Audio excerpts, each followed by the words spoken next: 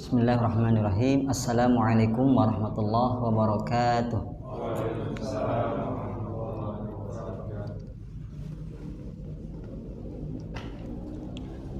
Alhamdulillahirabbil alamin wassalatu wassalamu ala asyrafil anbiya'i wal mursalin wa ala alihi wa ashabihi ajma'in. Asyhadu an la ilaha illallah wahdahu la syarikalah la nidda lahu wa la mathila lah, wa asyhadu anna Muhammadan abduhu wa rasuluh wa safiyuhu min khalqihi wa khaliluh, amma ba'd. Alhamdulillahirabbil alamin. Marilah kita haturkan puji dan syukur kita kepada Allah atas nikmat dan rahmatnya serta taufik hidayahnya untuk kita semua, sehingga kita bisa beraktivitas sebagaimana mestinya dan bisa beribadah sebagaimana seharusnya. Salah satu ibadah yang agung yang Allah berikan taufik kepada kita adalah thalabul ilmi, menuntut ilmu syar'i, yang malam ini kita lakukan insyaallah ta'ala. Mudah-mudahan apa yang kita lakukan mendatangkan ridha Allah subhanahu wa ta'ala, amin, dan mendatangkan ganjaran pahala dari Allah subhanahu wa ta'ala. Dan alhamdulillah pada majelis ilmu ini niat kita adalah untuk mengharapkan ridha Allah, mengharapkan wajah Allah, tidak mengharap pujian dan tidak mengharapkan dunia, sehingga talabul ilmi yang didasari dengan ikhlas, pahalanya, ganjarannya, keutamaannya tidak ada yang bisa menandinginya.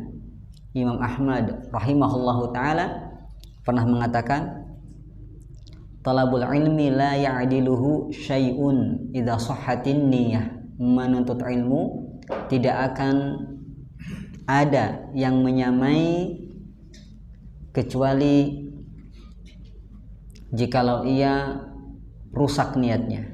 Tapi kalau niatnya ikhlas, maka menuntut ilmu tidak ada yang menandingi keutamaannya, tidak ada yang menandingi pahalanya. Itulah dia thalabul ilmi, dengan syarat apa Pak? Niat yang ikhlas. Tadi Bapak kesini niatnya apa? Menuntut ilmu, ya. Semoga niat tersebut Allah Subhanahu wa taala menjadikan buah amal, buah pahala yang pahalanya, keutamaannya tidak ada yang menandingi amalan apapun. Kenapa keutamaannya tidak menandingi keutamaan apapun, amalan manapun? Karena ilmu adalah modal amal, pondasi amal. Amalan tidak akan diterima jikalau tanpa ilmu. Karena ilmu adalah muqaddimah amal. Tidak mungkin kita beramal kecuali dengan ilmu. Dalilnya adalah firman Allah Subhanahu wa taala, fa'lam annahu la ilaha illallah. Ketahuilah, ilmuilah bahwasannya tidak ada Tuhan yang berhak disembah kecuali Allah. Perhatikan, setelah Allah memerintahkan ketahuilah, ilmuilah, apa itu? Tentang apa Pak? La ilaha illallah, tentang tauhid. Sampai tentang tauhid pun yang merupakan sebaik-baik ilmu, Allah tegaskan ilmui dulu, ilmui dahulu, ya. Jangan sampai kita jahil terhadap tauhid ini. Jadi muqaddimah dari amal, yaitu tauhid, dalam ayat tersebut adalah ilmu.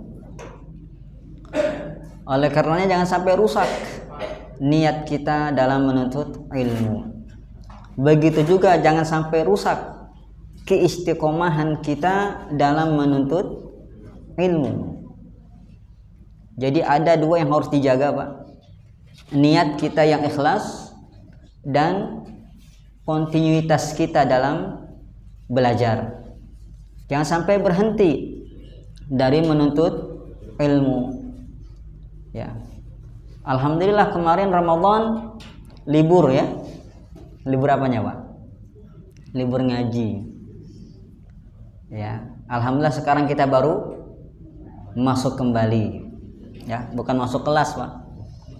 Tapi masuk masjid.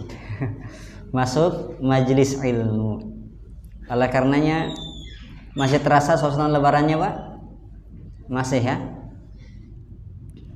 Alhamdulillah. Jadi jangan sampai kita terputus dari menuntut ilmu, karena menuntut ilmu tidak ada batasan usia. Itulah uniknya ilmu agama. Mau tua, muda, perempuan, laki-laki, selama dia seorang muslim, maka masuk ke dalam sabda Nabi, Thalabul ilmi faridatun ala kulli muslim. Menuntut ilmu merupakan kewajiban bagi setiap muslim, baik dia laki-laki maupun perempuan. Kalau kita sampai berhenti dari menuntut ilmu, tidak istiqamah, maka kita kena dengan ucapannya Abu Darda radhiyallahu taala anhu. Apa kata beliau radhiyallahu taala an?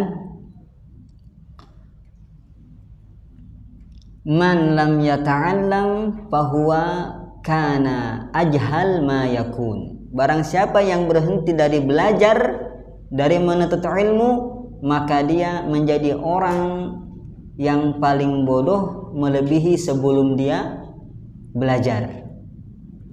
Paham ini? Sebelum kita belajar bodoh tidak, Pak? Jahil tidak? Jahil. Bodoh. Akan tetapi ketika kita berhenti belajar, justru kita menjadi lebih bodoh. Jangan keras-keras bodohnya ya. Nanti ada yang kesinggung. Jadi lebih apa, Pak? Jahil. Agar menuntut ilmu itu tidak berhenti dan terus istiqomah, maka butuh kesabaran. Ya. Bapak mungkin pulang kerja capek, gelap malam, atau mungkin bensin habis, atau ban bocor, atau turun hujan, ya. Maka semua ini dihadapi dengan apa, Pak? Menggerutu, ya, marah-marah tidak, tapi dengan kesabaran, ya. Apa pahala sabar, Pak? Tidak, ya. Yang jawab benar berarti ikut sholat Jumat kemarin, Pak ya. Saya ikut Jumat juga, Ustadz, tapi aku nggak tahu. Oh, mungkin Bapak tidur. Ya, pahalanya tidak terbatas, tidak terhingga. Dalilnya firman Allah Subhanahu Wa Taala dalam surat Az-Zumar, Innama yuwaffas sabiruna ajrahum bighairi hisab. Sesungguhnya orang-orang yang bersabar pahalanya tidak terbatas, tidak terhingga. Dan itu kunci belajar, Pak. Imam Syafi'i pernah memberikan tips 8 kunci sukses dalam belajar. Kata beliau, alala tanalul ilma illa bisittatin sa'unbika an majmu'iha bibayanin dzakain wa hirsin wastibarin wa bulghatin wa irsyadi ustadzin wa tuli zamanin.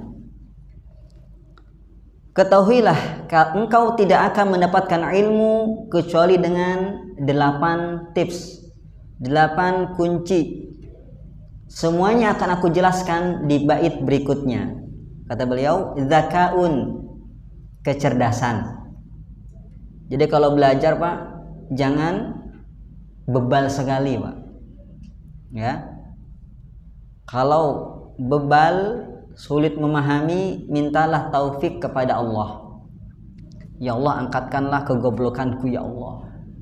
Misalkan, ya Allah, angkatlah kebodohanku ya Allah. Ya Allah, bukakanlah pintu ilmu untukku ya Allah. Kayak gitu ya.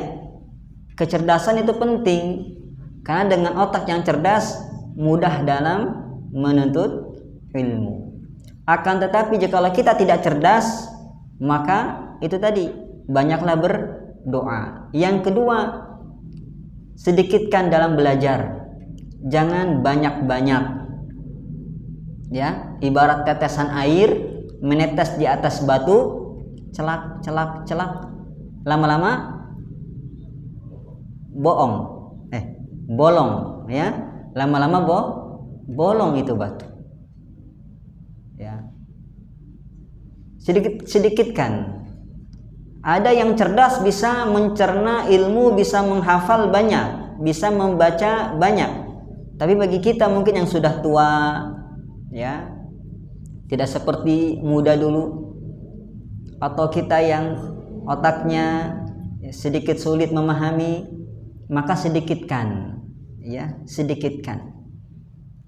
Contohlah para sahabat dulu mempelajari Al-Quran tidak lebih dari 10 ayat, sedikit demi sedikit, ya, lama-lama menjadi apa? Bukit. Kunci penting, sedikitkan. Kemudian syarat yang kunci yang berikutnya zakaun, ya. Yang kedua apa? Hirs, semangat. Nih, kalau nggak semangat, ngantuk, lemas, malas, nggak berhasil, Pak. Maka harus punya semangat, Pak.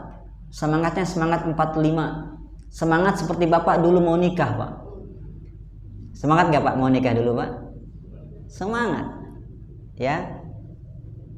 Seperti itu. Semangatlah dalam belajar. Jangan sedikit ada gangguan, nanti.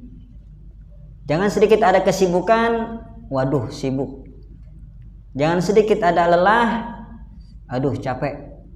Dipaksa, semangat. Dikondisikan, alhamdulillah. Misalkan pengajian malam Ahad rutin insya Allah.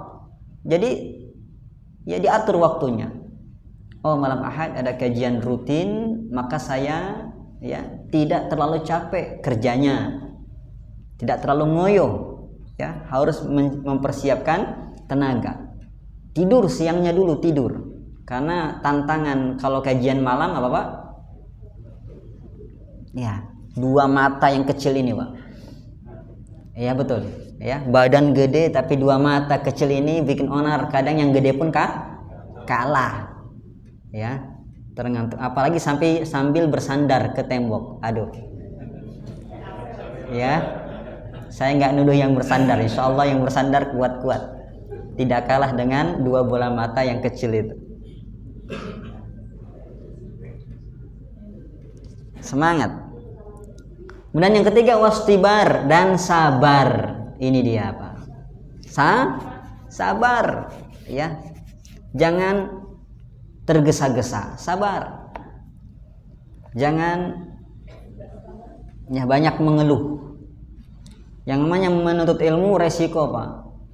Ada aja ujiannya, ada aja kesulitannya, ada aja tantangan halangannya, ya. Belajar, apalagi belajar agama, Pak, ya. Ini belajar agama buat apa? Saya sudah tua, buat apa? Enggak hanya saya jadi ustadz, enggak saya jadi kiai. Belajar agama bukan untuk jadi ustadz, bukan untuk jadi kiai, bukan. Untuk apa, Pak? Oke, ya, Pak. Untuk bekal jalan-jalan atau gimana, Pak? Bekal beramal, masya Allah, ya. Mumtaz. Ada yang lain, jawaban yang lain? Tadi ada suara-suara ikut jawab. Sekarang kemana hilang? Untuk apa, Pak? Menuntut ilmu? Untuk makan? Oh, untuk hari kiamat? Diamalkan, sama, bekal amal, Pak, ya. Ya, untuk diamalkan, bekal amal, sama. Ada yang lain? Menghilangkan kebodohan. Mumtaz. Kalau sudah hilang bodoh gimana, Pak? Beramal lagi ujung-ujungnya. Iya. Jangan sampai ada masuk subhat, sudah tua, buat apa nyari ilmu lagi? Ya. Ingat, ilmu itu bukan hanya apa Pak? Untuk mendatangkan manfaat duniawi. Justru ilmu itu, apalagi ilmu agama Pak ya, lebih menjurus ke manfaat ukhrawi Pak. Kita jangan berharap banyak ya, ilmu agama bikin kaya. Jangan. Kalau mau kaya ya ilmu perdagangan, ilmu dunia. Ilmu dunia. Akan tetapi ilmu agama ya kita gunakan lebih condong kemana Pak? Ke akhirat. Makanya nggak ada ulama yang kaya Pak, bisa dihitung jari ulama yang kaya. Justru semakin dia berilmu, maka dia makin tahu nilai dunia itu seperti apa. Artinya apa? Dia akan lebih mempersiapkan diri untuk menghadapi kematian, menghadapi akhirat. Tadi bekal amal. Dia lebih banyak beramal soleh. Walaupun harta diberikan oleh Allah Subhanahu wa taala, dia tahu kemana harta ini harus dibelanjakan. Itu ilmu agama. Makanya salah fatal jika saya belajar ilmu agama ingin menjadi kiai, ingin menjadi ustadz. Ini niat yang rusak, niat yang salah ya. Atau saya belajar agama ingin jadi penceramah kondang, ingin mendapatkan wanita tercantik, ingin mendapatkan kekayaan, ingin mendapatkan jabatan. Ini niat yang rusak. Bukannya ilmunya bermanfaat, malah ilmunya bikin mudarat ya, tidak akan diterima. Itu yang pertama. Yang kedua ya, untuk diamalkan. Yang kedua, kita belajar agama ini, ilmu ini untuk ibadah. Paham ini Pak? Jadi menuntut ilmu itu ibadah. Bahkan ibadah yang paling utama, kata Imam Ahmad. Kata Imam Syafi'i, talabul ilmi afdalu minan nawafil. Menuntut ilmu lebih utama daripada amalan sunnah. Amalan sunnah kalah semua dengan apa Pak? Talabul ilmi. Kenapa? Karena menurut ilmu kebaikannya bukan hanya untuk dirinya, tapi kebaikannya untuk orang lain. Ya. Jadi manfaatnya ke orang lain. Oleh karenanya, kalau sudah tahu ilmunya Pak, jangan segan untuk menyebarkan ilmu. Ya. Kata Abdullah bin Mubarak, aku nggak tahu amalan yang paling utama setelah kenabian kecuali menyebarkan ilmu. Bapak kan hadir di pengajian rajin. Kira-kira berapa persen yang sudah Bapak sebarkan ke teman, ke istri, ke anak, ke orang tua, ke tetangga? Ada nggak? Berapa persen? Ya, sebarkan ilmu yang kita ketahui tentunya ya. Jangan ngada-ngada, yang nggak tahu nggak usah disebarkan. Ya, wala taqfu ma laisa laka bihi ilm. Ya. Jangan disebarkan kalau nggak tahu. Bahaya, menyesatkan. Yang kita tahu, Pak. Yang kita ilmui. Ya, misalkan malam ini kita ngaji apa nih? Oh, diajarkan ini, diajarkan itu, kita sampaikan. Menarik. Ya, saya perhatikan sebagian kawan itu dia tulis khulasah, ringkasan kajian. Ringkasan kajian. Di-share di grup. Ringkasan kajian malam ini. Poin-poinnya. Ini namanya apa? Nasrul ilmu, menyebarkan ilmu. Ya. Jadi jangan sampai apa Pak? Mengendap di kita. Jangan jadi air yang dalam gelas, tapi jadilah air dalam teko, Pak. Ya, dalam gelas itu manfaat untuk dia sendiri, nggak kemana-mana, ngeyembeng kalau bahasa Sunda. Kalau teko Pak, mengalir. Apalagi isinya kopi, ya kan? Ya, susu, teh, ya. Kalau kopi nanti ada sianidanya pula. Itu dia. Penting untuk kita sebarkan. Kasih tahu tadi malam alhamdulillah hadir di kajian gini-gini isinya. Ya, sebarkan. Ibu-ibu ngumpul jangan merumpi ngomongin suaminya masing-masing, jangan. Sebarkan. Nasrul ilmi. Ya. Sabar. Kemudian kunci yang berikutnya kata Imam Syafi'i, wabulghah, dan modal. Bapak kesini naik apa Pak? Naik motor, butuh bensin, butuh kendaraan, itu modal Pak. Bapak kesini bawa kitab, bawa buku catatan, buku tulis, beli, itu modal. Ya, yang di rumah misalkan menyimak dari jauh, butuh kuota, modal. Jadi memang suatu keniscayaan menuntut ilmu itu butuh modal. Dan kita jangan mudar Pak, gara-gara mikirin modal untuk belajar. Kenapa? Karena kajian Islam itu tersebar, modalnya nggak banyak. Beda kalau kita masuk ke fakultas kedokteran, berapa puluh juta Pak, berapa ratus juta ilmu dunia. Ya, masuk ke arsitektur, mesin, ya, dan lain sebagainya, butuh biaya banyak Pak. Kita sampai botak mikirin kuliah anak, betul?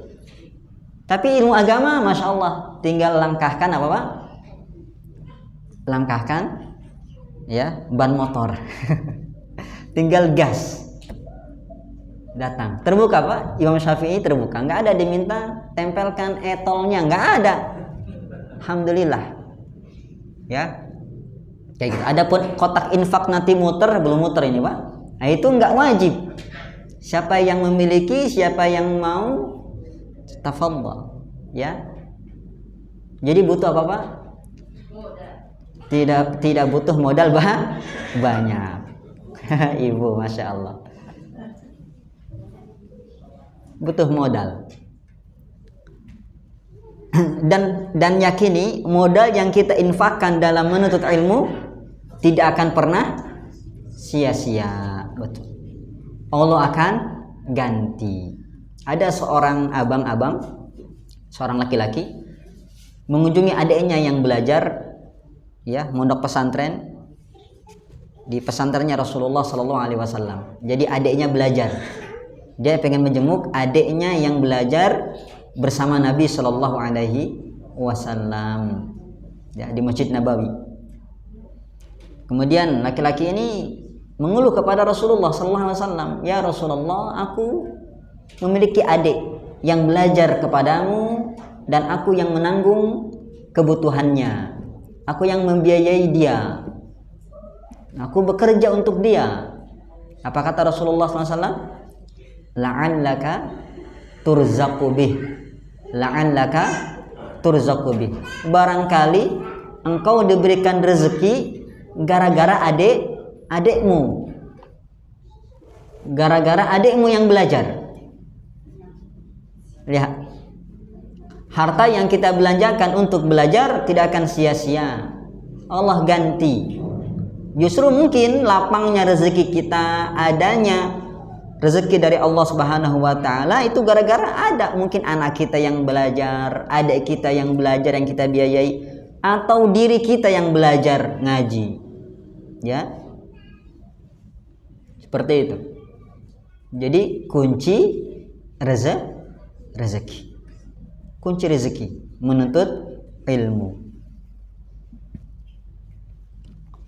Kemudian kunci yang berikutnya wa irsyadu ustadzin, dan petunjuk guru.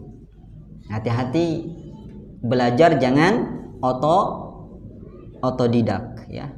Belajar otomotif nggak masalah, tapi kalau otodidak jangan belajar sendiri.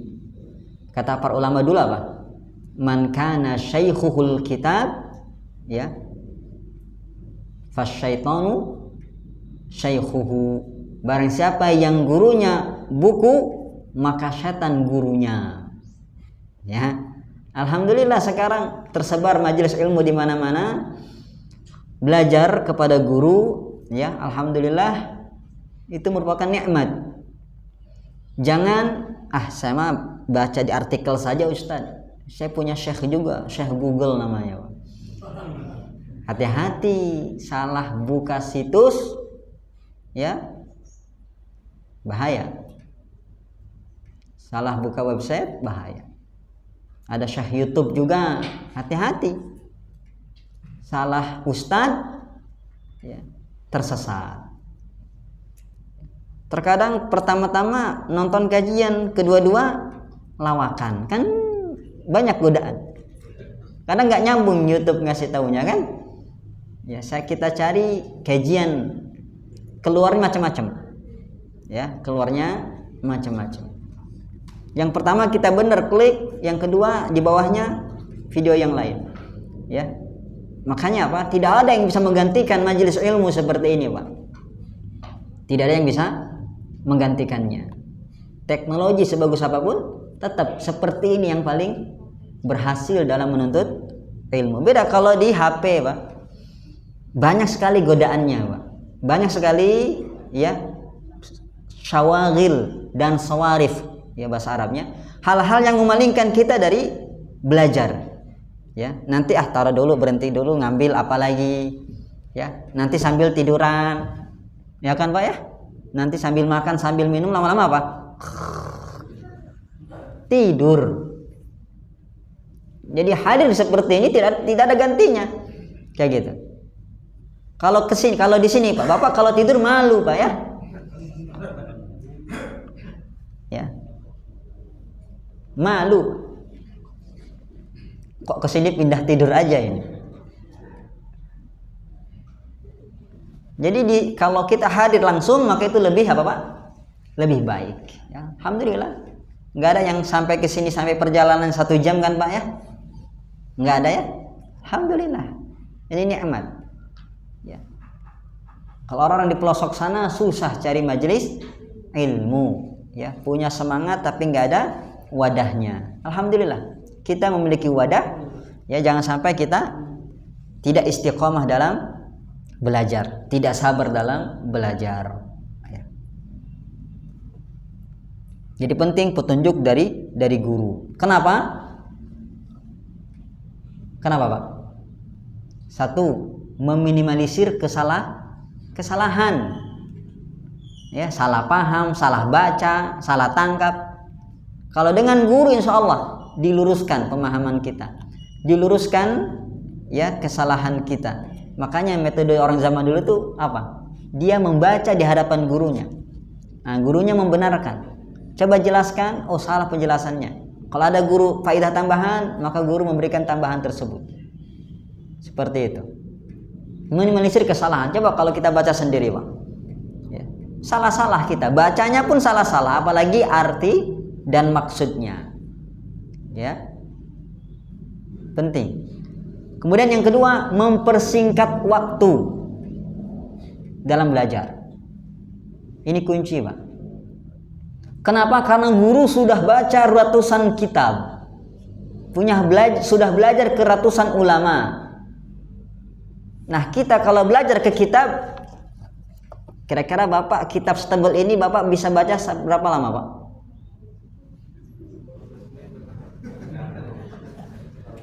Baru 1 baris sudah nyut-nyutan. Sudah nyut-nyutan. Tapi kalau dengan guru mempersingkat waktu. Kenapa? Mempersingkat waktu dari segi apanya? Dari segi tahsil, mendapatkan ilmunya. Karena kalau guru menjelaskan, terkadang 1 kata atau 1 kalimat bisa menyebar, mengurai, ya, kemana-mana Pak. Paham ini? Karena guru sudah baca ratusan, puluhan, ratusan kitab. Kayak gitu. Berguru kepada banyak guru juga. Coba kalau kita cuma satu saja nggak selesai. Bahasanya itu aja, bahasanya itu aja. Tapi kalau guru bisa menjelaskan di satu kalimat, bisa menjelaskan berbagai macam ilmu dan penjelasan. Mempersingkat tidak? Mempersingkat. Ya, terkadang pembahasan fikih ada faidah akhlaknya, tauhidnya, betul? Mempersingkat. Ya, makanya belajar yang benar adalah belajar kepada guru. Itu dari dulu, Pak. Ya. Apalagi kalau kita mulazamahi satu guru, kita mulazamahi ya, sampai gurunya is dead. Sampai gurunya wafat. Kayak gitu. Kunci. Insya Allah jadi kalau seperti ini. Ya, masalah kita Pak, nggak sabar. Baru setahun belajar sudah pindah lagi guru lagi. Ya turun terus. Balik lagi ke nol, balik lagi ke nol. Ya, cukup bensin saja yang nol, Pak. Kalau kita belajar jangan. Ya mulazamahi satu guru, nanti naik. Insya Allah berhasil dalam belajar. Kemudian faedah yang berikutnya kalau kita belajar pakai guru apa Pak? Pertama tadi meminimalisir kesalahan. Yang kedua apa? Mempersingkat waktu. Kemudian yang ketiga apa Pak? Ini yang nggak bisa digantikan siapapun. Apa? Betul. Ya. Ini punya mulut tidak Pak? Nggak ada. Makanya kata para ulama, khairu jalisin kitabu. Sebaik-baik teman duduk adalah kitab. Kenapa? Karena kitab gak punya mulut. Beda kalau kita berteman sama orang, ya. Digibahi ketika kita nggak ada, betul Pak? Ya, diomelin, diejek ketika kita ada. Tapi kalau buku, ya dia diam saja, kita baca dia nggak ada protes. Bangun ngantuk, nggak ada kayak gitu. Ketika kita tutup dia nggak ada dia gibah. Dia sedikit bacanya, payah bacanya, nggak ada ngejelek-jelekan. Coba teman kita ngobrol bareng, kumpul bareng sama teman kita, baru 5 menit, Masya Allah, langsung direkap kesalahan kita 20. 5 menit disebar, digibahi kita. Ya. Tapi guru lihat, dia menjadi tempat kita apa? Bertanya. Kitab gak bisa menjawab pertanyaan kita. Ini saya nggak paham ini, kitab nggak paham ini, gimana? Nggak bisa Pak. Tapi kalau guru jawab, oh begini maksudnya. Kalau ada permasalahan kita dalam kehidupan kita, tanya guru, terjawab juga. Ya, makanya kata kunci supaya sukses belajar juga adalah apa? Banyak bertanya. Ya, kata Ibnu Abbas radhiyallahu taala anhu ketika ditanya, ya Ibnu Abbas, bima tudrikul ilma, bagaimana engkau mendapatkan ilmu yang banyak seperti ini? Kata Ibnu Abbas kan gelarnya apa Pak? Habrul ummah. Apa habrul ummah? Ulamanya umat ini. Ulama, habr itu ulama, orang yang alim sekali. Ya ulamanya umat ini. Bima tudriku hadzal ilm, wahai Ibnu Abbas, bagaimana engkau mendapatkan ilmu ini? Kata beliau, bilisanin saul wa biqalbin aqul, dengan lisan yang banyak bertanya dan dengan pikiran yang fokus. Ya. Apa tadi Pak? Banyak bertanya dan pikiran yang fokus. Makanya kalau kajian aktif bertanya. Di kelas, di majelis ilmu aktif bertanya. Ya, insyaallah dapat ilmu banyak. Yang kedua, dengan pikiran yang fokus. Nah, jauhi yang bikin gak fokus Pak. Apa itu Pak? Ini Pak, HP. Ya, kalau kajian matikan HP-nya. Ya, gak cukup mode pesawat Pak. Ya, mode kuburan, ya kan? Di off kan. Lalu masukkan ke liang lahat, baju bapak, ya kan? Insya Allah tidak mengganggu, kayak gitu. Ya, sebagian guru saya tegas, ya, HP dilarang hidup, ya, dilarang mati. Pernah bunyi HP saya langsung pada ngeliatin saya, malunya itu gimana? Ya nggak ketulungan, nggak sengaja padahal, ya kan? Nggak sengaja. Allahu Akbar. Jadi seperti itu. Penting, tempat bertanya itu penting. Kemudian yang berikutnya watul zaman. Ini dia. Dan panjangnya zaman. Nggak ada ceritanya mau jadi apa namanya, mau alim, mau paham agama, ya cuma sepekan, nggak ada. Sebulan nggak ada, setahun nggak ada, ya apalagi kajian kita pekanan. Ya seperti itu, tidak ada. Maka teruslah belajar sampai kapan? Sampai kita masuk liang lahat. Kata Imam Ahmad ketika ditanya kepada beliau, wahai Imam Ahmad, ila mata nata'allam, sampai kapan kita belajar? Ya, kata Imam Ahmad, minal mihbarah ilal maqbarah. Ya, semenjak kita pandai nulis sampai masuk liang kubur. Ya. Sampai masuk liang kubur. Nah, sekarang ada yang mayat hidup kan nggak ada?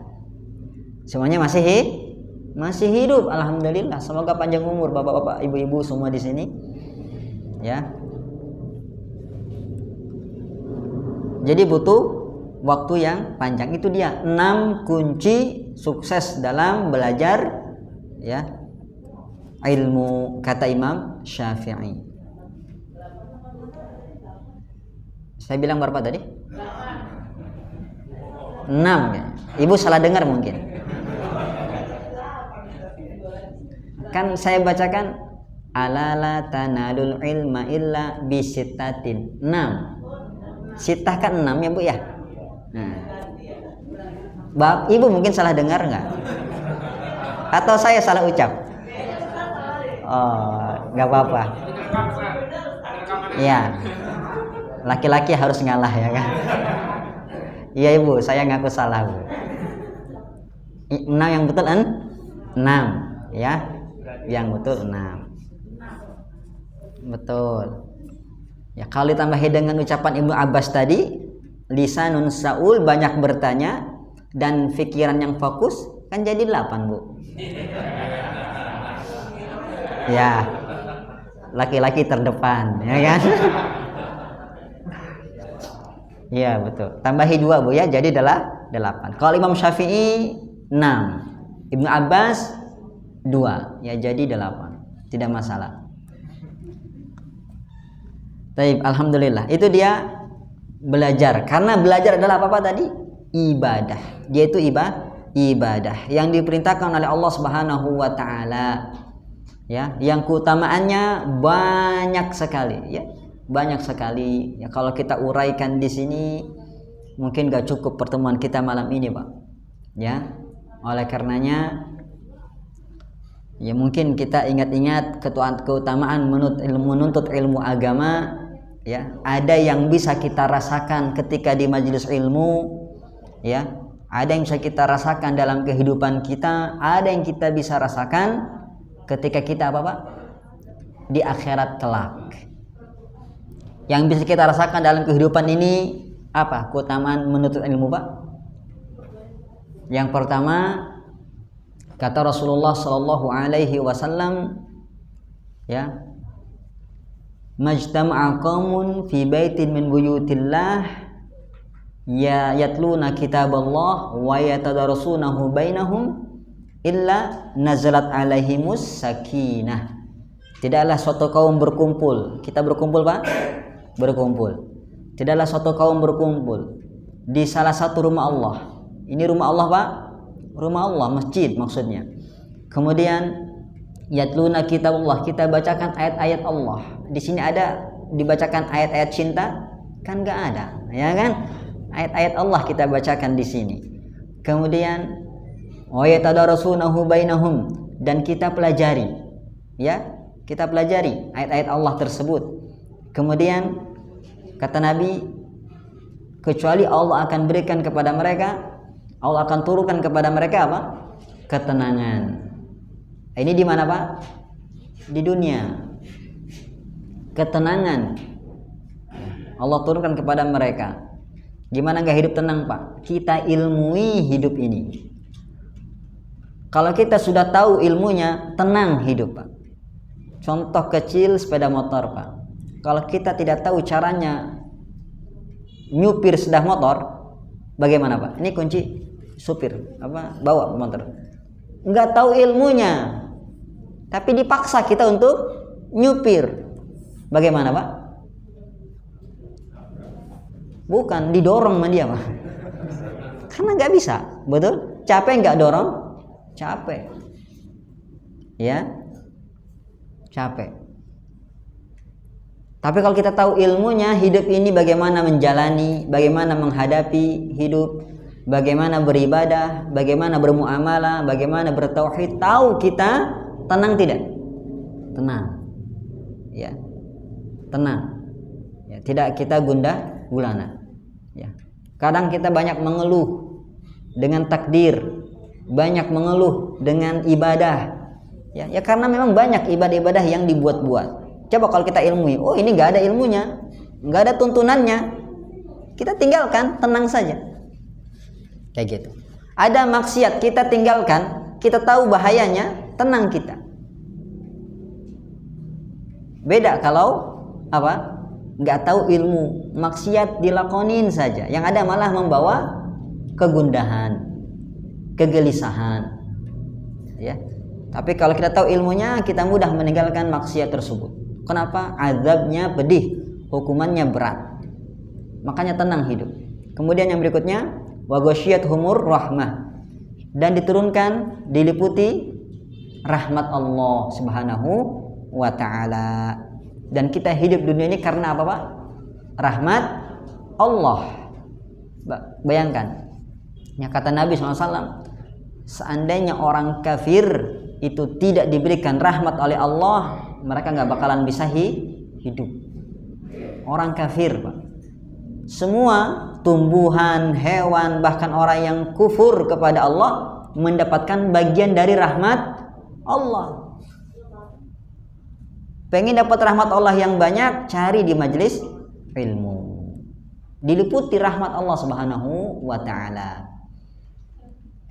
Kemudian yang ketiga apa? Wa hafathumul malaikah, dikelilingi malaikat. Siapa malaikat? Ibadun mukramun, hamba-hamba Allah yang mulia. Kiramun bararah, hamba-hamba Allah yang mulia dan taat-taat. La ya'sunallaha ma amarahum wa yaf'aluna ma yu'marun, tidak pernah bermaksiat, selalu taat itu malaikat. Kita kalau punya kawan seperti itu, Pak, ya, taat saja, dia mulia, soleh, bagaimana, Pak? Pasti kita betah bersamanya, ya. Kita punya suami atau punya istri seperti itu, pasangannya soleh, taat, bertanggung jawab, ya, tidak bermaksiat, senang tidak? Senang. Maka malaikat hadir di majelis-majelis ilmu. Dan ternyata memang ada malaikat yang tugasnya seperti itu, Pak. Mereka mencari majelis-majelis ilmu. Dalam sebuah hadis diceritakan, ya, malaikat-malaikat itu berkeliling mencari majelis ilmu. Kalau ada majelis ilmu, mereka mampir duduk di situ sampai bubar. Ya. Kemudian setelah bubar, malaikat balik kepada Allah Subhanahu wa taala. Allah bertanya, dari mana kalian? Padahal Allah Maha tahu, Pak, ya.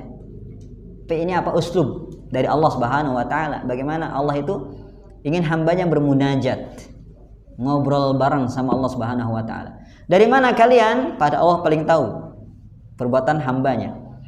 Kami dari majlis ilmu. Ya, apa yang mereka lakukan? Mereka mengagungkan namamu, mengagungkan syariatmu. Apa yang mereka minta? Surgamu, kata malaikat.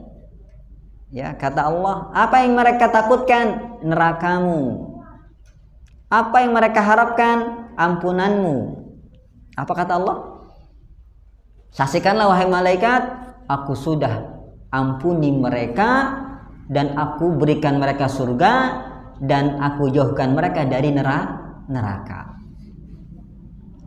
Terus malaikat protes, ya Allah, tapi ada satu orang dia mampir nggak sengaja lewat ajanya itu, ikut duduk doang gitu loh, mungkin ngantuk-ngantuk tidur mungkin ya, nggak ada dia niat belajar memang, penting niat belajar. Dia mampir, kok rame-rame apa itu? Duduklah dia di situ, ya, nggak terlalu perhatian dengan pelajaran, seperti itu, nggak terlalu fokus. Apa kata Allah Subhanahu Wa Taala?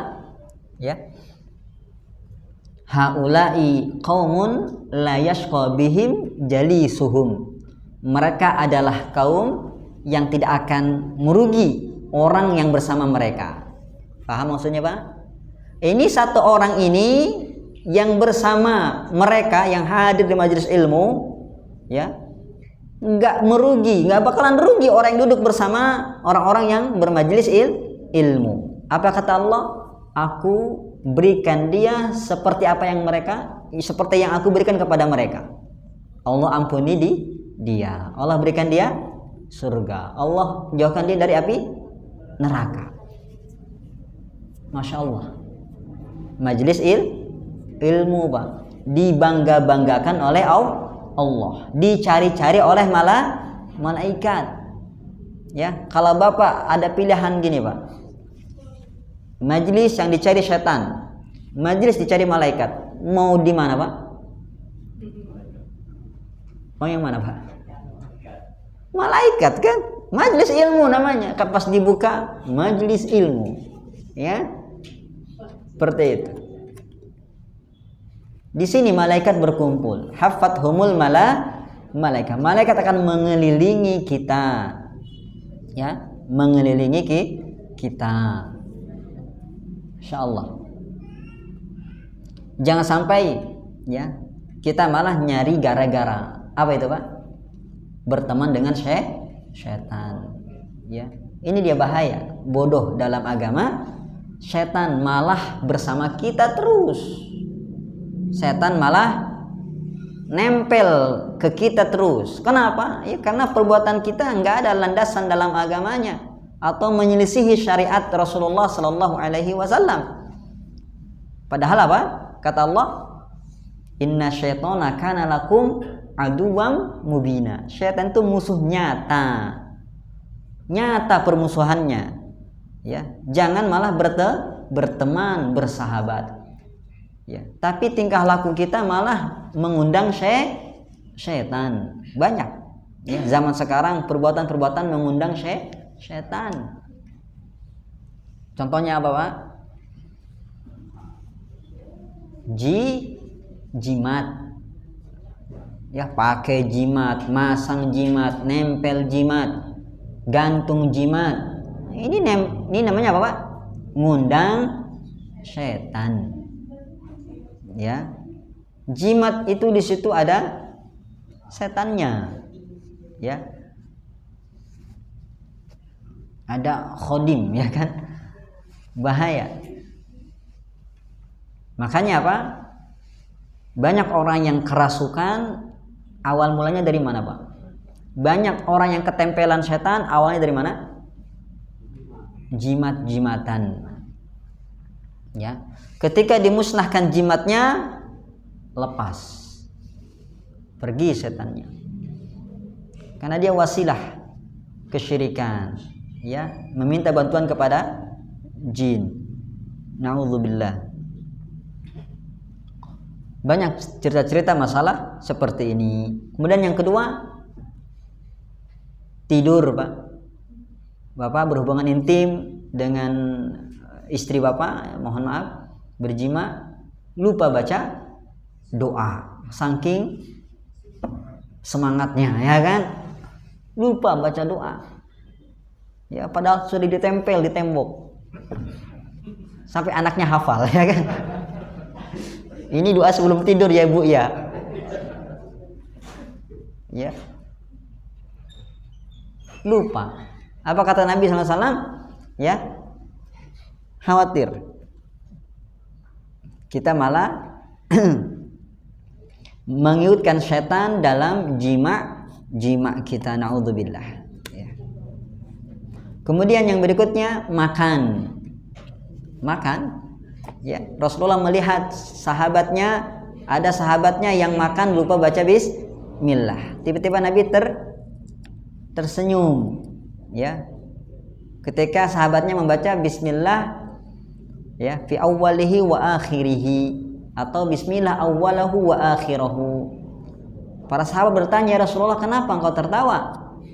"Aku melihat setan senantiasa makan bersama dia sampai dia mengucapkan bismillah." Tuh. Nah, kita ikut itu dia. Kita ngikutin mengikutkan setan dalam makanan kita gara-gara apa, Pak? Lupa zikir. Seperti itu. Jangan ajak setan dalam kehidupan kita. Rumah kita pasang gambar-gambar makhluk bernyawa. Ini pun ngundang setan. Ya, mengundang setan. Apa kata Rasulullah? Innallaha la yadkhulu baitan fihi kalbun waswar. Allah sesungguhnya malaikat tidak akan masuk ke dalam rumah yang di dalamnya ada suar, gambar-gambar makhluk bernyawa. Tapi lukisan Ustadz indah, ganti lukisannya dengan apa? Pemandangan, ya. Dengan gunung-gunung, pohon-pohon, bunga-bunga. Jangan makhluk bernyawa, manusia, hewan, jangan. Kenapa? Setan nggak bakalan, malaikat nggak bakalan masuk. Kata para ulama apa? Kalau malaikat nggak masuk, berarti setan yang masuk. Setan senang dengan gambar-gambar makhluk bernyawa tersebut. Anjing juga, ya, jangan sampai. Kemudian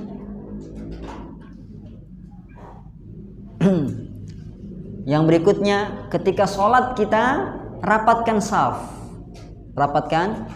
Jangan biarkan setan nempeli kita ketika sholat.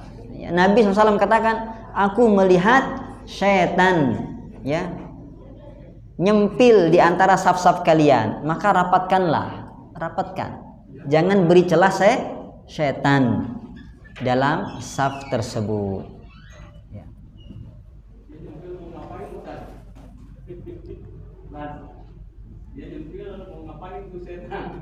Menggoda, Pak. Menggoda manusia. Ya. Jadi jangan sampai diberikan ruang setan dalam sholat kita.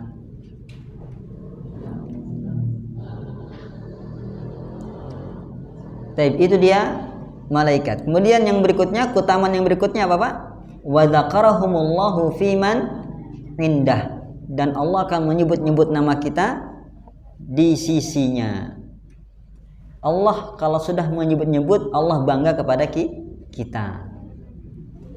Ini keistimewaan bagi mereka yang menuntut ilmu. Nama kita disebut-sebut oleh Allah Subhanahu wa taala. Dan Allah Subhanahu wa taala jikalau telah mencintai seorang hamba, ia akan memanggil Jibril. Wahai Jibril, ke sini. Jibril pun naik. Ada apa ya Allah? Aku mencintai si fulan. Maka cintailah dia dan beri kabar kepada penduduk langit bahwasanya Rabb kalian dan aku mencintai si fulan, maka cintailah wahai penduduk langit. Maka Jibril pun turun, ya, dan mengkabarkan kepada penduduk langit, ya, malaikat-malaikat, bahwasanya Allah mencintai si fulan, maka cintailah dia. Lihat,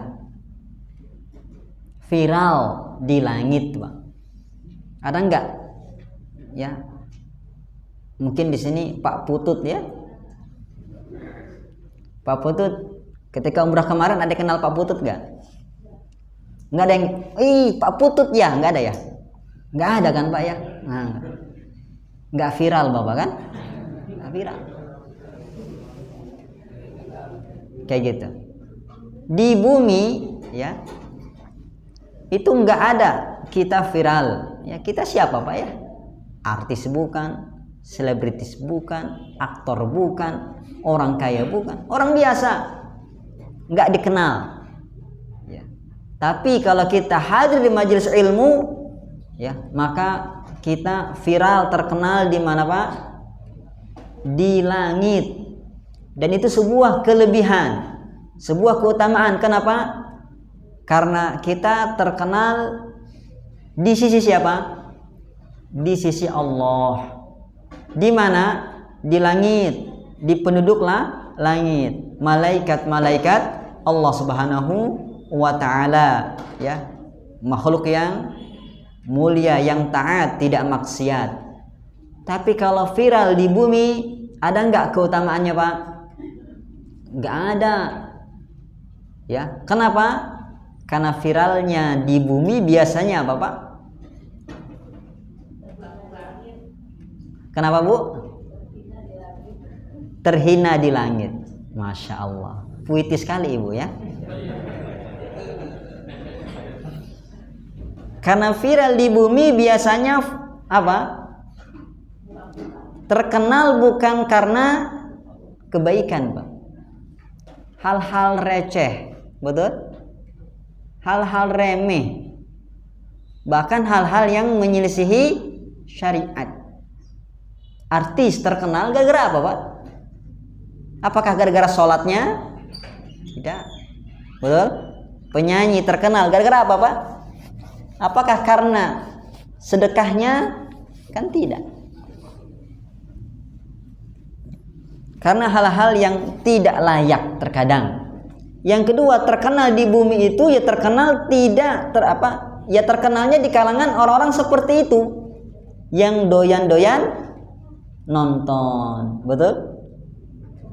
Ya, yang seneng-seneng apa? Tontonan yang tidak bermanfaat. Berbeda dengan di langit. Ya, hanya orang-orang, hanya makhluk Allah yang taat mengenali kita. Nggak ada maksiat, nggak ada yang bermaksiat.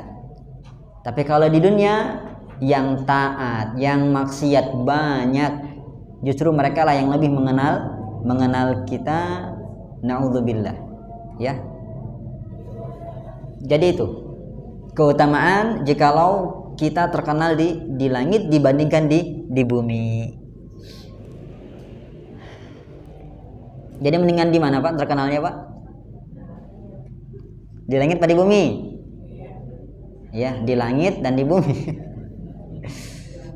Di langit terkenal, di bumi terkenal karena kebaikannya, kan gitu.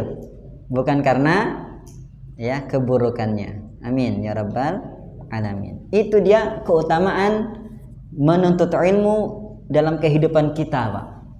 Ya, 4 keutamaan. Turunnya ketenangan, diliputi rahmat, dikelilingi malaikat, dan yang terakhir disebutkan nama kita di sisinya. Itu keutamaan ilmu di dunia, ya. Plus ya, saya bilang tadi apa? Ilmu adalah bekal ya dalam ibadah kita, dalam menghadapi kehidupan kita, ya, dalam muamalah kita. Penting ilmu itu. Ya. Kita bisa bersikap dengan benar jikalau ada sebuah kasus, sebuah masalah, fenomena, kita tahu bagaimana sikap yang perlu diambil kalau kita punya ilmu. Berbeda kalau tidak punya ilmu, Pak. Yang ada malah apa? Ikut arus.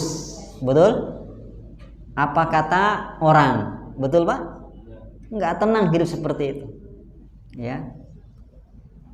Tapi kalau kita punya ilmunya, ya, kita tahu bagaimana menjalaninya. Bagaimana kita menjalani hidup ini. Kemudian yang terakhir, keutamaan ilmu dalam akhirat. Tadi masalah dunia, sekarang akhirat. Ilmu itu apa, Pak? Mengangkat derajat.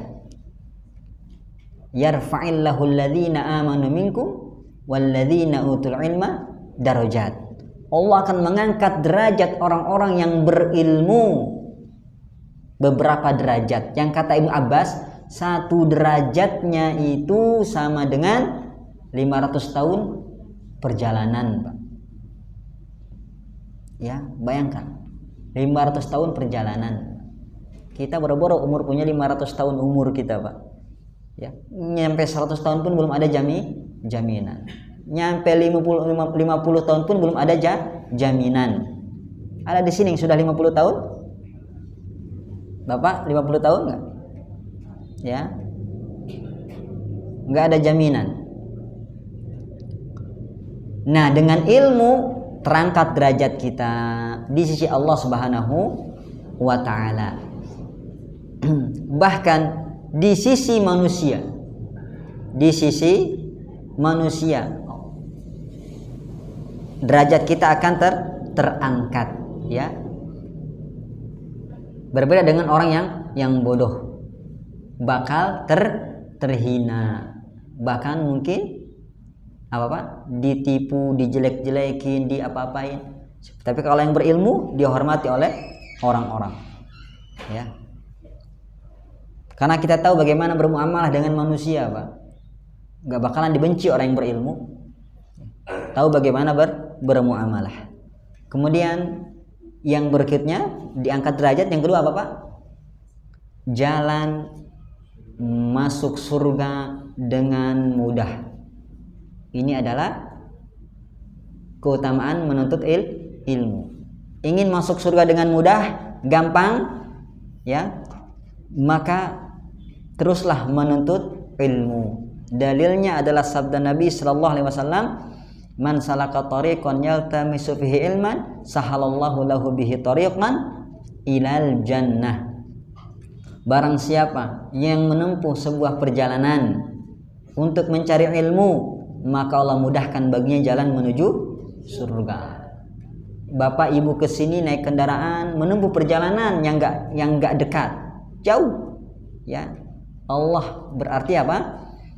Ingin memudahkan jalan bapak ibu ke surga. Amin ya rabbal alamin. Ya, itu adalah pos terakhir kita, Pak. Jangan sampai kita salah pos nanti di akhirat, ya, malah ke neraka. Na'udzubillah. Semua kita berharap surga Allah Subhanahu wa taala. Maka salah satu jalan yang paling mudah ke sana adalah dengan menuntut ilmu, ya, menuntut ilmu, ya. Makanya apa, Pak? Jauh-jauh rasa malas, buang jauh-jauh rasa malas, buang jauh-jauh 1001 alasan untuk tidak hadir di majelis ilmu. Rugi, ya. Justru kata Nabi, tanda jeleknya seseorang kalau Allah palingkan dia dari majelis ilmu. Dalilnya sabda Nabi SAW, "Man yuridillahu bihi khairan yufaqihu fid din." Barang siapa yang Allah kehendaki baginya kebaikan, maka Allah akan pahamkan dia dalam agama. Cara kita paham agama gimana, Pak? Belajar. Kata Nabi kita, "Innamal ilmu bitta'allum." Ilmu itu dengan belajar. Enggak ada ilmu ujuk-ujuk pinter. Berproses dia, belajar, duduk kita, nyatet kita, dengarkan kita, konsentrasi, bertanya kita, baca buku kita. Kalau ada PR, kerjakan PR-nya. Itu semuanya dalam rangka apa? Belajar, ya. Insya Allah ilmu didapatkan. Dan kalau kita mau hadir di majelis ilmu, berarti Allah ingin kita apa, Pak? Inginkan dalam diri kita apa, Pak? Kebaikan. Tapi kalau Allah menginginkan kita dalam diri kita keburukan, maka Allah akan bodohkan kita dalam agama.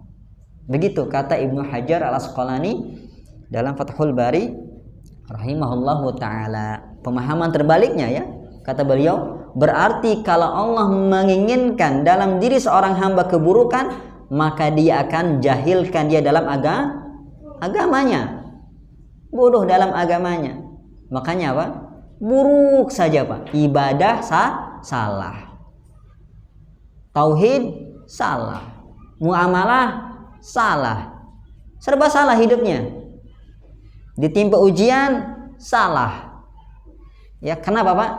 Tidak ada ilmunya, nggak tahu ilmunya, jelek saja hidupnya, ibadahnya jelek, ya tauhidnya rusak, muamalahnya hancur, ya akhlaknya buruk, ya jauh dari kata bahagia dan ketenangan.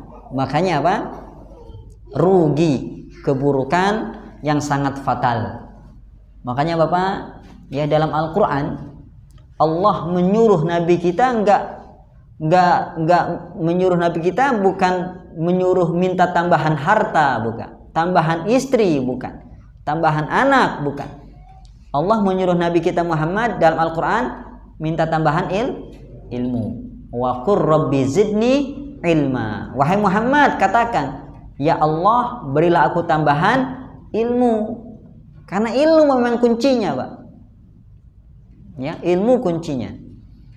Ya, inilah yang dijelaskan oleh Imam Syafi'i, man aradal akhirah fa'alaihi bil ilmi.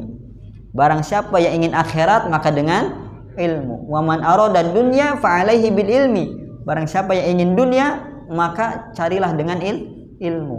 Wa man aradad dunya wal akhirah fa'alaihi bil ilmi. Barang siapa yang ingin dunia dan ingin akhirat maka kuncinya ilmu.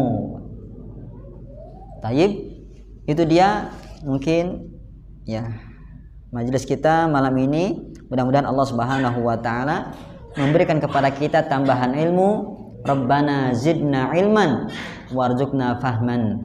Allahumma inna nas'aluka al-huda wat-tuqa wal-afaf wal-ghina. Allahumma inna nas'aluka ilman nafi'an wa rizqan tayyiban wa amalan mutaqabbala. Wallahu a'lam.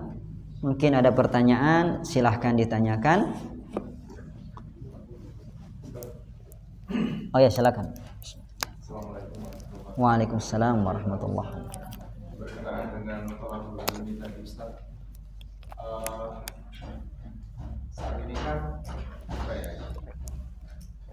kajian sunnah itu kan terbatas di masjid-masjid tertentu saja.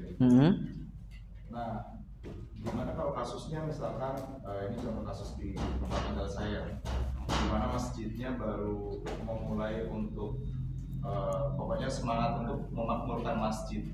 Cuman yang diundang ke sana itu ustadz-ustadz yang bukan ustadz sunnah. Nah, pada saat ada undangan kajian itu bagaimana sikap kita ya? Tapi niatnya kita adalah untuk mengajak tetangga yuk ke masjid gitu. Cuman yang ngisi kajian itu bukan ustadz sunnah gitu.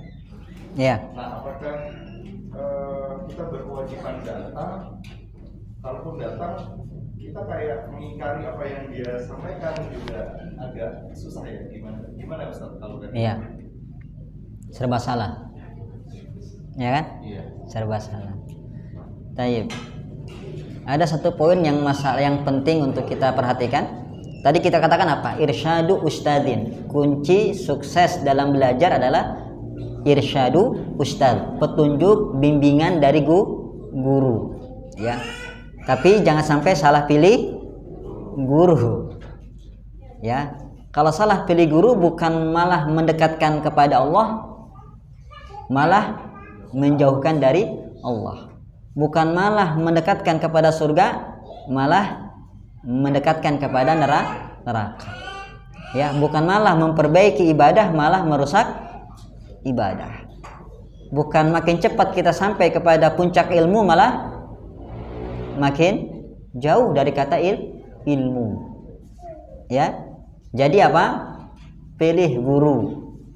Oleh karenanya, jikalau memang ada majelis ilmu tapi gurunya tidak mengajarkan akidah yang benar, ya gurunya tidak bermanhaj yang lurus, tidak berakidah yang bersih dari syirik, ya, maka jangan hadiri. Jangan diambil ilmunya. Cukupkan dengan guru-guru yang manhajnya lurus, akidahnya benar. Ya. Insya Allah makin singkat belajar. Saya punya teman, ya saya nampak sekali memang. Dia bilang saya dengar semua ustadz, ya saya belajar ke semua guru gitu. Kayak gitu. Akhirnya apa? Nggak jadi-jadi, nggak nyampe-nyampe, nggak punya pendirian, nggak matang-matang ilmunya. Tidak matang-matang, yang ada malah bingung. Ilmu itu apa, Pak? Yakin. Tapi kok ada ilmu yang bikin ragu? Ini kan masalah. Betul? Ya. Imam Bukhari kata beliau, aku berguru kepada 1000 guru dan tidak ada satupun mereka yang mengatakan Quran makhluk. Jadi Imam Bukhari milih-milih guru. Penting untuk milih guru. Jangan sampai salah. Dan buang rasa-rasa nggak enakan sama masyarakat. Kalau itu memang nggak apa-apa, berkaitan dengan akhirat kita. Penyakit nggak enakan ini telah melanda orang-orang dari jalan hidayah. Yang paling kita tahu betul pamannya Nabi Shallallahu Alaihi Wasallam nggak enakan sama kaumnya, Pak. Ya, Rasulullah ketika beliau sakit keras, ya, Abu Thalib ketika sakit keras, Rasulullah mengatakan, ya ammi qul la ilaha illallah kalimatan uhajjulaka biha indallah. Wahai pamanku, ucapkan la ilaha illallah, sebuah kalimat yang aku akan membelamu di hadapan Allah. Karena Abu Thalib nggak pernah sujud, ya, ucapkan la ilaha illallah saja, aku akan bela engkau di hadapan Allah. Tapi apa? Rasa nggak enakan sama kaumnya. Beliau kan pembesar, Pak. Pembesar. Mungkin Bapak juga pembesar di masyarakat, nggak enakan. Buang nggak enakan. Kita dalam beragama punya prinsip. Apa, Pak? Hah? Lakum dinukum waliyadin. Ya, jadi dalam agama kita tegas. Ya, dalam masalah manhaj, masalah ngambil ilmu itu tegas. Karena kata Muhammad bin Sirin mengatakan inna hadza'im din falyanzur amman ta'khudhu dinakum. Ya. Agama ini, ilmu ini adalah agama. Sesungguhnya ilmu ini adalah agama, maka lihatlah kepada siapa engkau mengambil ilmu. Supaya apa? Tadi saya bilang, supaya selamat agama kita, supaya makin dekat kepada Allah, makin dekat kepada surga, tidak menyimpang dari jalan yang lurus. Jadi walaupun banyak kajian, pilih kajiannya. Kalaupun masyarakat pengen kita ajak kepada kajian, ajaklah ke kajian yang lurus, ya. Silakan, Bapak. Walaupun belum selesai ya. Gini, Ustaz, di sana itu kan masjidnya belum makmur ya, dalam artian orangnya masih pada belajar semua. Ya. Nah, apakah ini bertanya tentang sikap sih. Kalau kita cuek dalam artian ya udahlah saya tidak datangin kajian itu, berarti kita kayak membiarkan sesuatu yang salah terjadi terus. Maksudnya yang akan diundang ustadz-ustadz itu aja. Tapi kalau misalkan kita membawa kayak tandingan gitu, dalam artian suatu waktu kita mengundang ustadz sunnah ke situ untuk memberikan kajian supaya ada istilahnya ada pembanding lah ya, supaya tidak selalu diisi oleh ustadz-ustadz yang tidak bermanhaj lurus tadi, atau bagaimana Ustaz? Kalau saya misalkan mau cuek ya udah, saya nggak datang, saya cari masjid lain aja. Cuma kan yang terjadi masjid itu nggak akan ada perubahan gitu, akan selalu seperti itu. Ya. Jadi sepertinya Bapak ini DKM-nya di situ kayaknya. Saya bukan DKM sih, cuman sayang masjidnya kalau nggak ada ininya. Kalau yang saya pahami seperti Bapak memiliki pengaruh di situ, ya kan? Yang saya pahami. Kalau memang Bapak memiliki pengaruh di situ, jangan diam. Justru gunakan pengaruh Bapak di masjid tersebut. Dengan apa? Seperti niat Bapak awal, supaya bisa nanti masuk ustadz sunnah ke sana. Ya dari awal saja. Ya, kayak gitu. Dari kalian mengundang Ustadz Fulan, ya dari saya juga undanglah Ustadz Fulan. Kasih masukan kepada mereka. Jangan ustadz-ustadz itu aja, tapi juga undang ustadz yang sunnah misalkan. Kalau Bapak memiliki pengaruh di situ. Kalau tidak maka usulkan. Ya usulkan, Pak, kenapa sih pengajiannya gitu-gitu aja? Nah, ini saya punya kenalan ustadz misalkan. Kayak gitu. Jadi usaha ada. Bukan berarti apa? Kita diam. Usaha terus dilakukan. Ya. Kemudian yang kedua, mulailah mengajak orang, ya, bukan hanya kepada majelis ilmu yang seperti itu. Coba ajak dengan apa, Pak?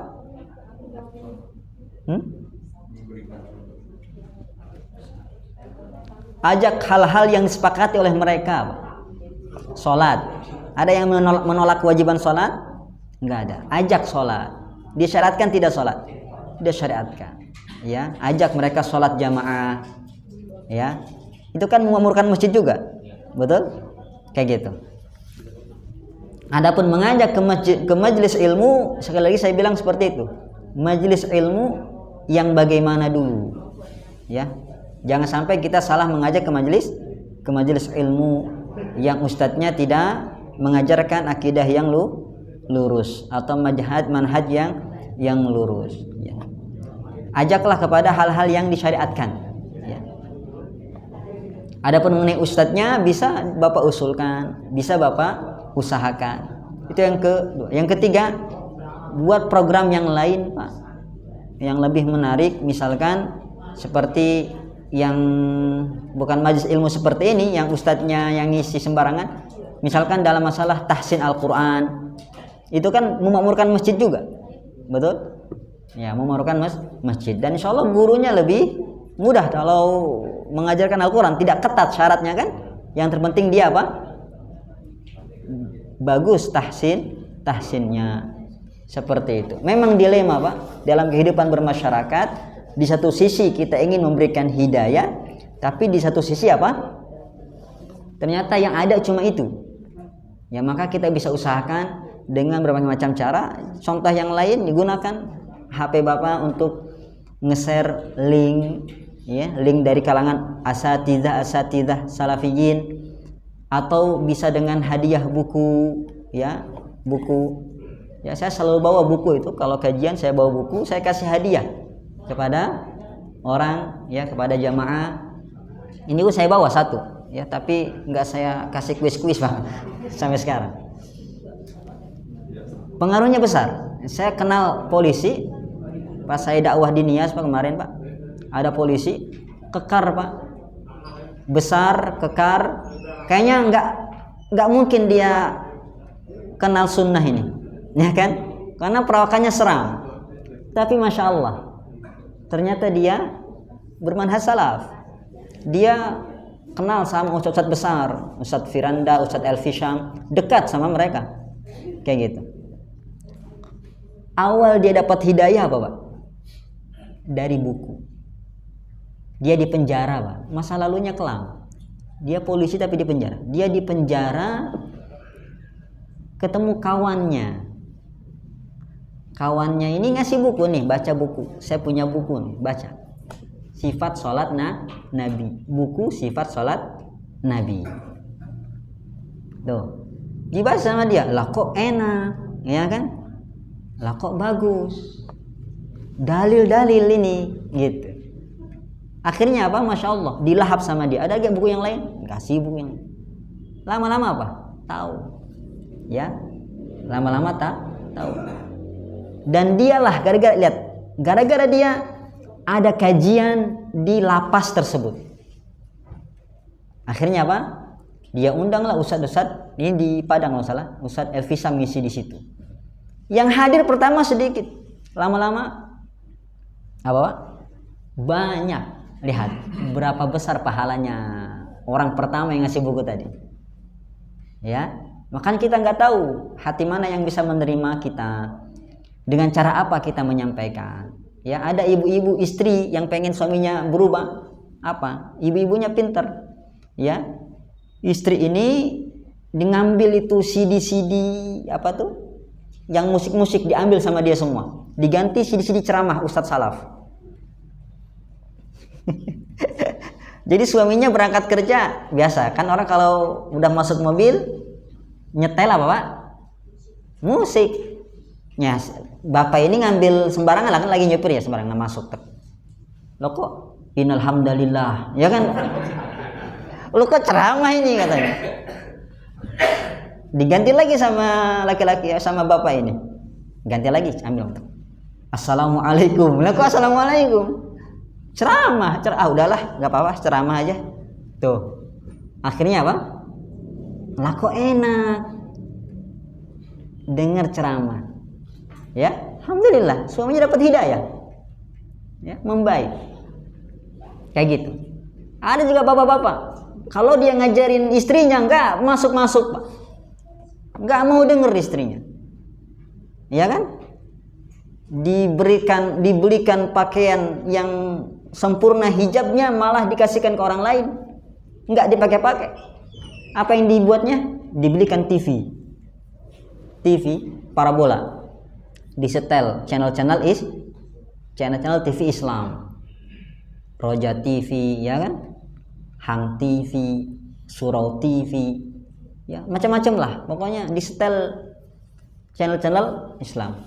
Masya Allah, lama-lama apa? Pindah, mana ini sinetronku, ya kan? Gak ada. Ini ceramah, ini pengajian, oh ini muratalah, ini lihat. Akhirnya apa? Dapat hidayah istrinya. Nah, jadi itu apa? Kreatif, inovatif, ya, komprehensif, ya. Jangan primitif, ya kan? Jadi itu usahakan Pak. Kira-kira apa yang bisa Bapak usahakan, ya, bisa contoh-contoh seperti itu, ya, terus mengajak kepada kebaikan, insya Allah datangkan hidayah. Tugas Bapak nggak mesti harus mengenalkan sunnah, ini semuanya harus kenal sunnah, enggak. Bahkan dakwah individu lebih mengena biasanya. Dakwah individu, Bapak bisa keker tuh, tetangga mana yang haus ilmu, tetangga mana yang hatinya lembut, yang hatinya hanif, tetangga mana yang butuh siraman agama, yang semangat belajar. Perhatikan kayak gitu, ya. Mulai insyaallah dari situ, insyaallah dari udah satu didakwahi, nanti dia menyebar, ya, mendatangkan kebaikan. Kadang bukan dari kita Pak, mungkin dari yang kita dakwahi itu kebaikan muncul, kebaikan tersebar. Seperti itu Pak, ya. Mudah-mudahan bisa dipahami. Allahu a'lam. Jazakumullahu khairan. Subhanakallahumma wa bihamdik asyhadu an la ilaha illa anta astaghfiruka wa atubu ilaik. Assalamualaikum warahmatullahi wabarakatuh.